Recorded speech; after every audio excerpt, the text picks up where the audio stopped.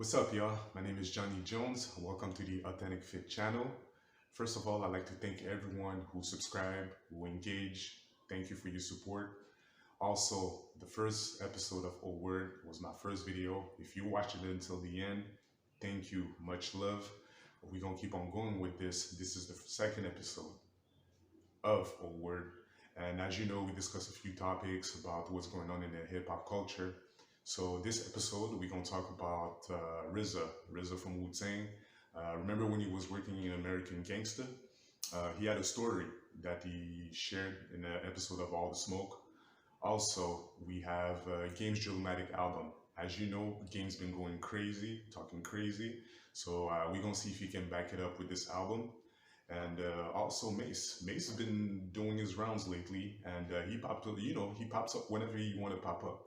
So, but lately he's been talking about how he doesn't get the credit he deserves as far as his contribution in the hip hop culture. So we're gonna discuss about that today. So engage. Don't hesitate to subscribe, comment, and let's go.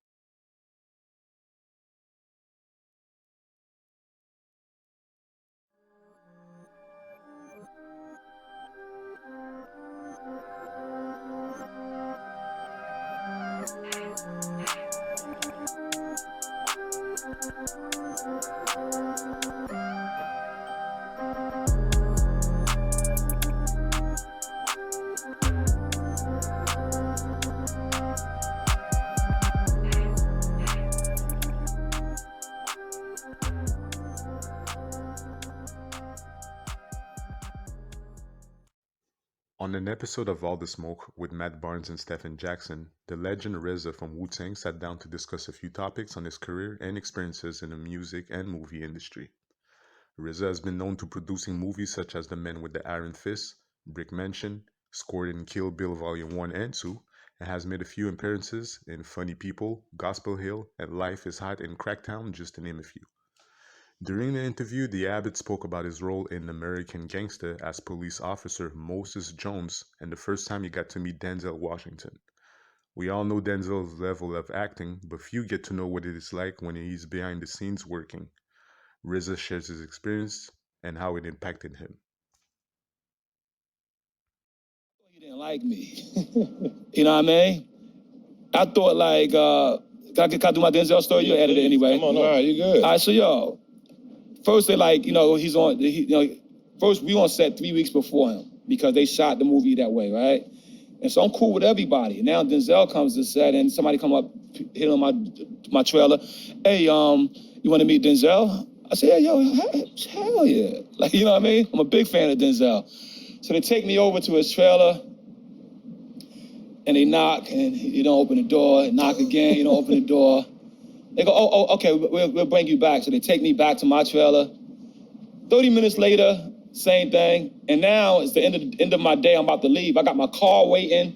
And I'm like, let me just say peace to him before I go. And it don't happen, right? Finally, there's a scene in the movie that wasn't written with my character and his character. There was no interaction of my character and his character written in the movie, right? But Russell had insisted that this is the scene where we interrogate him. This is the crew that brought him down. The police would all be there on his ass because this is the team that did it. And he wanted the whole team there. Mm-hmm. But it wasn't written. And so Denzel comes to the set and he kind of sees it and it's like it wasn't what it was written. So he walks away, right? And so I'm like, and I'm so self-conscious. Everything that's going wrong, I'm blaming myself, right? So then we do the scene, and he doesn't really smile, and, doesn't even really kind of like didn't acknowledge me. And I was just like, finished the scene, I just went back to my trailer, I was like, oh man, it's crazy, right? And then there was the premiere, and I'm on the line walking, got my wife, and somebody comes from behind and give me the biggest hug. And it's Denzel. And so I had a chance to say, yo, why you ain't smile at me? I said, yo, you a cop. I was Frank Lucas. Motherfucker was in character the whole movie. I was Frank Lucas. I ain't give 2 cents about you. I was like, that's a master. That's a master. That's a master. All right, yeah. and I took that wisdom. Yeah, that's beautiful. That's a dope story. I love that. Tia, who was also featured in the movie as Frank Lucas' nephew Stevie Lucas, shared a moment as well. Now, on the same side as Frank, we knew that Stevie had an opportunity to play pro in the baseball league and had the connections to make it happen, but a change of hearts happens. In the scene where Frank has a little talk about it, Tia talks about this particular scene. Denzel taught me this. Ain't no need to be nervous as long as you doing what the fuck they brought you there to do. It was the scene where we had where I was like, yo, it's you, Frank. I want to be you, Frank. I want to be you, Uncle Frank. Yeah. Why didn't you show up for that meeting, Steve? I set it up with the Yankees, Billy Martin. Why didn't you show up? Don't lie to me. I don't want to play ball no more. I want to be you. So, and you know, I was just kind of like, and he kept, He had to come over there and talk to you. It ain't but 3 lines. I think I was kind of like off camera, you know, before they getting set up for the shot, and he kind of walked up to him. Well, actually, after we had to sat down, he said, "Shit, you all right?" And I was like, "Yeah, I'm cool. I'm cool." He said, "Man, you look like nervous. You cool?" And I said, "Yeah, man, I'm cool. I said, "Man, you know, I'm just, you know, getting it right, you know." And he say, "Hey, look, man, ain't no need being nervous. You know what you do, right?" Right. And I said, "Yeah." He said, "You know they brought you here because of what you do, right?" I said, "Yeah." He said, "You know they could have got anybody else in the motherfucking world to be right there where you at. Right. But they brought you here to do what you do." Right. I said, "Yeah." He said, "Well, do that, nigga. Ain't no need to be nervous." He said, "Nigga?" "Yeah." My nigga. Yeah. He said, "Nigga, do that, and ain't no need to be nervous." Damn. I said, "Hell yeah, nigga. Yeah. I want to be you, Uncle Frank. I want to be you." I want to be you. Shout out to Denzel, one of the realest to do it. The Wu-Tang series is expected to return in September. Make sure y'all get up on that.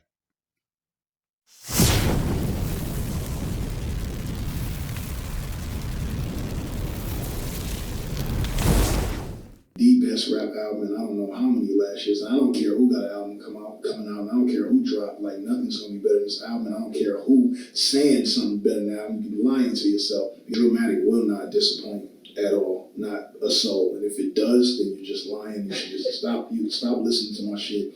Go look in the mirror and have a talk with yourself about your appreciation of real rap music. Game's 10th studio album, Drillmatic, Heart vs. Mind, is now officially out. After months of hype-up and controversy, the Compton MC is giving his fans 30 songs to write to. With his disappointment with the Super Bowl performance artist pick, the shots at 50 Cent, the Kanye West collaboration, which himself was making noise all over the media, the Eminem comparison and confrontation are all leading to this moment of truth. Can Game back it up with what he's saying with this project? One thing consistent about Game, much like Rick Ross, is his beat selection. The music on Drillmatic is well thought out and put together, even at times versatile and risk-taking like Nikki Beach, which has an international vibe, but with French Montana and Tory Lanez, it works. The samples chosen were great and the little touches on them were perfect. It sounds like they added a few more bumps to the Change the Game beat, which makes it an instant fan pleaser. The Somehow Someway sample even has a little more soul to it with Save the Last with Rick Ross. Pusha T, 2 Chainz, Fabio Foreign, Rick Ross, Chris Brown, Chloe Bailey, and YG are all featured on the album, just to name a few. You can tell Game is genuinely a fan of his peers he collaborates with. The beat is perfect for them, and Game can adapt to the collab's lyrical style with his little twist to it. Ruby Rose's first part was obviously for Twista, as he just kills those kind of records. Money Cash Clothes is made to be performed in stadiums and was custom made for A$AP Rocky. As the album goes, it gets better and better, but a couple songs could have been avoided for the project. Fortunate is good, but it sounds like a 2004 State Property smash single. It's good, but it sounds outdated. What We Not Gonna Do could have been cut from the album too. Even though it is versatile, it sounds like a weekend throwaway song. La La Land comes as an annoying loop and could have been avoided as well.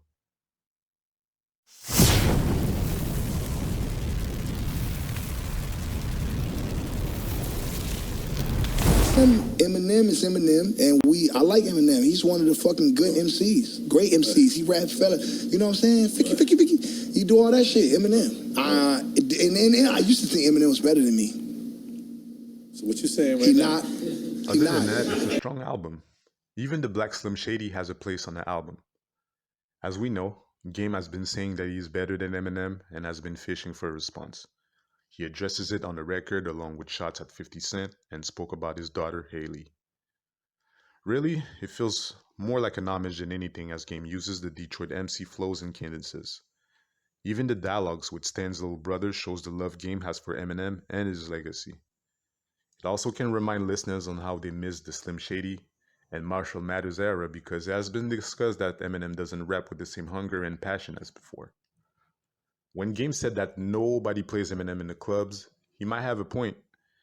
Except Smack That maybe. Do you hear Eminem in the club? Will people go crazy and dance if they hear Without Me? But that has nothing to do with lyrics. I'm a fan of M like everybody else. Like, he's not my favorite rapper.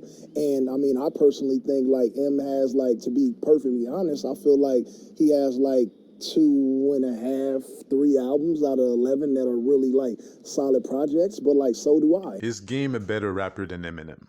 Technically, no. Let's put some respect on Marshall Mathers and his lyrical ability, but can we argue the fact that Game makes better and banging music than Eminem now? In everyday life, who will you play in your car more? Eminem's impact on hip-hop is undeniable and is always going to be supported. His legacy has been solidified, but does the music still hits like before though? Drillmatic is a strong album. It feels like a hip-hop celebration and it is well balanced. The bangers, the storytelling, the vulnerable songs, the soulful joints. At a time when the music scene was quiet, Game took and carried the West Coast on his back, remember? True, his antics and unnecessary controversy can outshine his notoriety, and he even admits it. Some people will say I talk too fucking much. I think that part of the reason why people don't put me like in the top 5 rappers list is because I do too much motherfucking telling how I feel. A lot. I get a lot of bad rap for, my internet antics and me acting out and me saying, my truths and saying how I feel. If I was like, let's say like a Kendrick and just, kept to myself and did that, I'm already who I am, but like I would be even bigger. At the end of the day, Game can still deliver great hip-hop albums. He still sounds hungry and can give us something we can think about, feel and write to on the boulevard.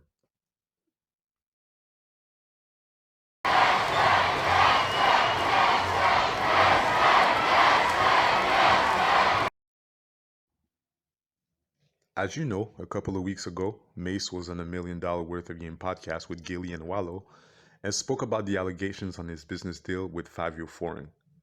Not to go into details, but Mace clarified the issues on the situation and had the receipts to prove it. The interview caught a lot of attention in a few days, which shows that Mace still is relevant whenever he pops up. Even years back, when he dropped The Oracle, it was one of Angie Martinez's biggest interviews of the year. On the podcast, the former Bad Boy artist spoke on his impact in the hip-hop industry and how people don't know, don't show, or don't care for his contribution in the culture. Is Mace underrated? Underappreciated? A couple of days after Mace met Puff, he recorded Only You with Biggie and 112, which went on to go as one of the most memorable remixes ever in hip-hop. Remember, Mace started as Murder Mace. He was doing ciphers with the Locks when he was under the wing of Rough Riders founders D&Y. Every day up in Yonkers. I think those early days, why would always put us not against each other, but in Yonkers, if we could have had some of those ciphers recorded, like Genovese, Casino, Kiss, Styles P, X, Chic Luch, like all of us was in there rapping at the same time. That's now crazy. That I look back at it, like, yo, we was all there at the same time rapping. Like, X would come in with his dog and go back out, God bless. But the rest of us was just there all day, just rapping, just coming up with bars. He was part of Children of the Corn with Cameron, Bloodshed, Big L, and McGruff. His lyrical ability is underrated. You even hear his peers talking about it.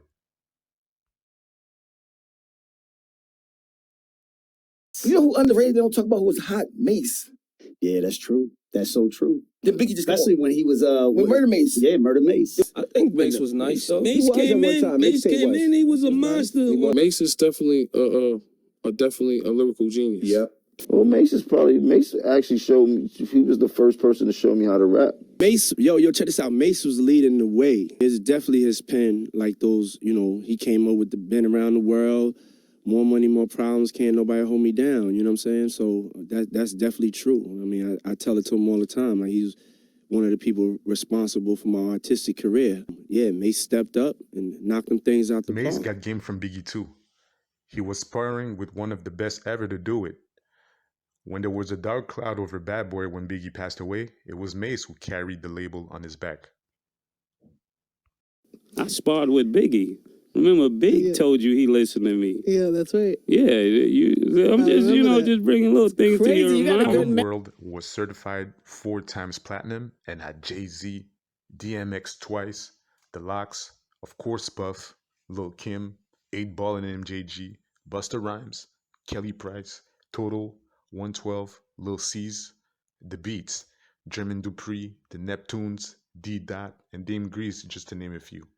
Feel So Good, What You Want, 24 Hours to Live, and Looking at Me were all smash singles. His remixes and his features are all classics and part of hip-hop forever. Mace was the pen behind a lot of those Bad Boy hits. When Mace quit music and went on to be a minister, it caused a lot of controversy and confusion. You can have every tree in the garden, just do not touch this tree. Say simple. And his foolish speaking on the cross will be the reason he have hell twice. 1 John 1 and 7, he gives us something real strong to consider. Let me get my Bible. He's coming up in Rochester. I still call him murder. Yeah, murder. He Murder, what up, murder? You never called him the pastor? Nah, but I just showed him, I just showed Kiss the other day, his sermon and stuff, his preaching and all that. Yeah. Mace used to preach to like thousands of people, congregations. Yeah. He's doing 11, you know what I'm saying? Mace is crazy, yo. Why you laughing? He later explained his stance on it and was able to clarify the reasoning. I really have Mace is a hypocrite. And his career is, you can't reheat cold French fries. So it's like, you can't go from rap to doing something as extreme as being a pastor, then come back to rap. And when he first came back, the first comeback was kind of interesting because it was the first time he had done it, and he was saying he wanted to deliver a positive message, and Yeah, Welcome Back was kind of a cool song. yeah, and then he was on the Jesus Walks remix, which made total sense. Made sense, yeah. So we was paying attention, and then he left again, went back to the church. But then you come back with G on it, Who bro? else could take 5 years off, cold turkey come back and fly layers off? In 2004, Mace released the self-explanatory title Welcome Back album and tried to promote a new image that didn't really work. He shortly later joined G-Unit, which caused even more controversy due to the G-Unit content we know and love. But how would it fit? That didn't really resonate with people, but we can't deny the fact that some of the music was dope though. Mace killed it on I Don't Know Officer and released a mixtape where he killed it on the A Mama and Mike Chick beat. We don't really see Mace until a couple of years later with a few remixes with French Montana, Wale, Eric Bellinger, his feature on Higher from Cruel Summer, and a little bit later the Oracle aim at Cameron who got everybody's attention. All this time Mace was still nice with it, but he was still having issues with Bad Boy. Behind the scenes, to name a few things, he was writing for other artists, partnered with Kuda Love to establish Nelly, A&R French Montana first debut, excuse my French, and now doing business with Fabio Foreign.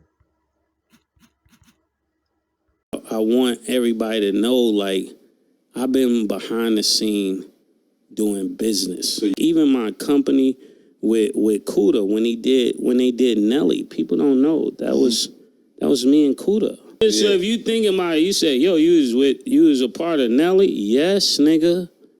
So when niggas like, yo, Mace need to do this for money and that for money, like, no, nigga, I've been up. I've been up since up was invented up. Damn. Nigga, when people like, yo, Mason did this in this many years, I'm like, Negro, do you know how much I've done? Like, that's another meeting we gonna have You to don't really see have. that flat, smooth, clever rap no more. Mace was the epitome of that. It's funny, man. Like, Mace created the swag that these young boys are still operating on to this day. And he knows that. You know what I mean? Like the little pretty boy, get the ladies, you know, like, and it's a lot of cats that owe their entire career for borrowing from Kanye Mace. West, Eminem, and Biggie once said that Mace was one of their favorites. Should Mace make more music? Is Mace underappreciated? Give him his flowers.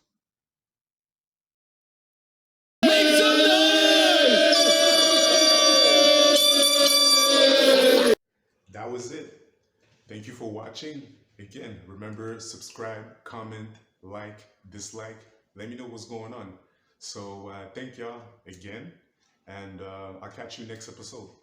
Peace. And I'm going to leave you on this.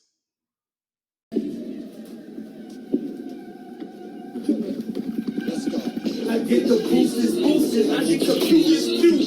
That get shot at, homie, I do the shooting. I do the recruiting. I do this. I know everything.